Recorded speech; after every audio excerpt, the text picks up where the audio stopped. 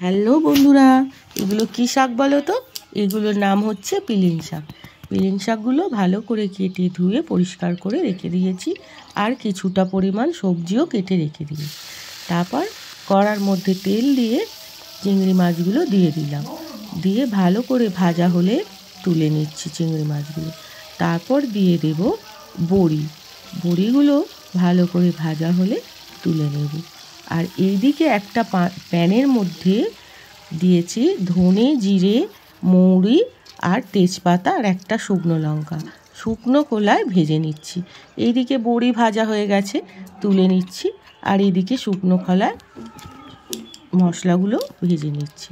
তারপর কড়াতে তেল দিয়ে দেব 5 ফোড়ন, পেঁয়াজ কুচি দিয়ে ভালো করে ভাজতে থাকছি। ভাজার পর দিয়ে দেব সামান্য পরিমাণ রসুনটা ভালো করে নাড়াচাড়া করার পর দিয়ে দেব সমস্ত সবজিগুলোর মধ্যে রয়েছে আলু, বেগুন, মূলো, শিম, কুমড়ো। সমস্ত সবজি ভালো করে নাড়াচাড়া করে বেশ লাল লাল করে ভাজা হয়ে গেলে দিয়ে দেব লঙ্কার গুঁড়ো, হলুদের গুঁড়ো আর সামান্য পরিমাণ আদা বাটা দিয়ে ভালো করে নাড়তে থাকবো।